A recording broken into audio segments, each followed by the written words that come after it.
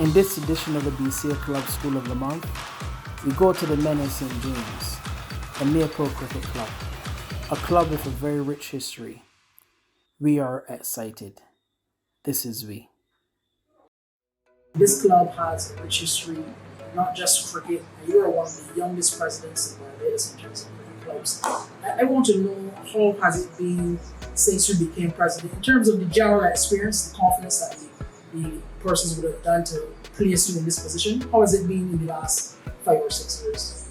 Well, to be honest, it's been very trying, and we know for the last say, 2 to 3 years we've been in the pandemic, so the latter years will be more difficult.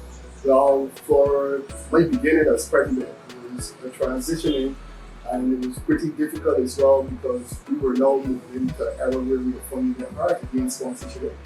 We actually had a really basically tool, transitioning of players where our older players were seeming to be old as it relates to cricket. But through the following years, we were doing pretty well in the local competitions, but then that transitioning years, for me being the president, we found it hard, harnessing some talent because obviously we were doing so well.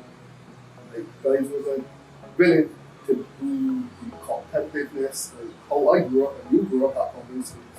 But yeah, we've been fighting. In 2022, you know that COVID would have affected Barbados. How do you find the energy and in general terms of the young players that you have at the club?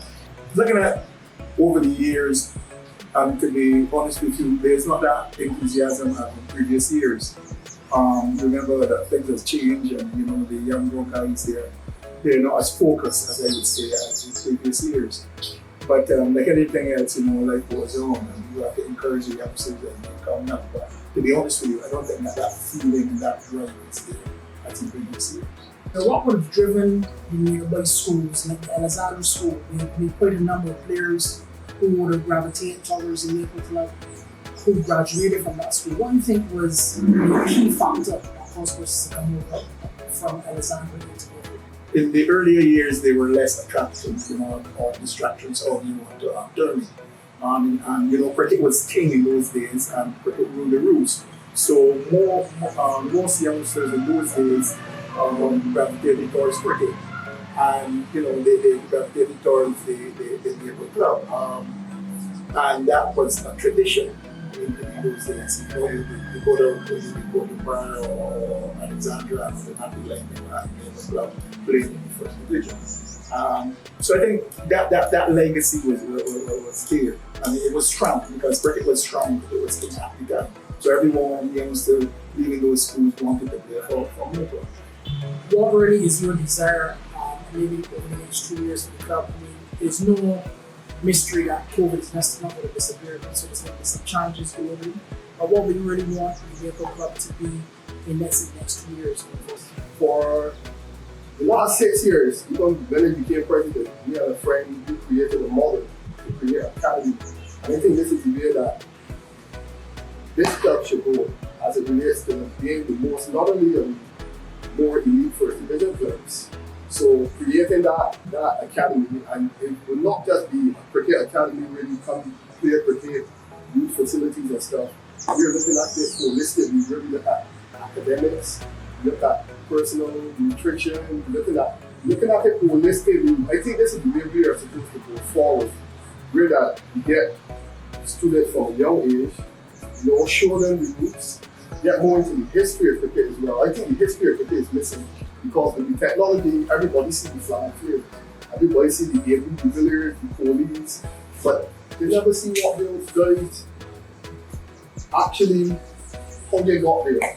Because they got there through a process. They're seeing the final material, but not what happened during the process. And they find out what's missing from the cricket because everybody wants to be flamboyant. But flamboyancy just don't come that easy. I wanted to know in your time here if that actually is a reality or if there's a case where persons where I remember, for example, the interview I did at the Spartan Club. Spartan would have identified the fact that they had the likes of the Walcotts and others like Mr. Wilfred. How did you find teams and clubs like Maple have been treated over the years as it relates as against town versus country? I remember a few years ago, Gregory Gaskin, who played for Maple that year, he made the most runs in the first division. And he was the only guy to make a century during the trials. And I thought that even if he did not make the team, he should have been included in the touring party. Because I'm of the opinion that you need to reward performances. And seeing that he was the leading run scorer that year, and he was the only batsman to score 100 during the trials, I am saying even if he cannot make the founding 11, he should be in the touring party of the 30. And that would have done a lot to raise morale at the club even, because you can say, well, he's made it, so I can do it. And these are the sort of things that need to be done, in some cases.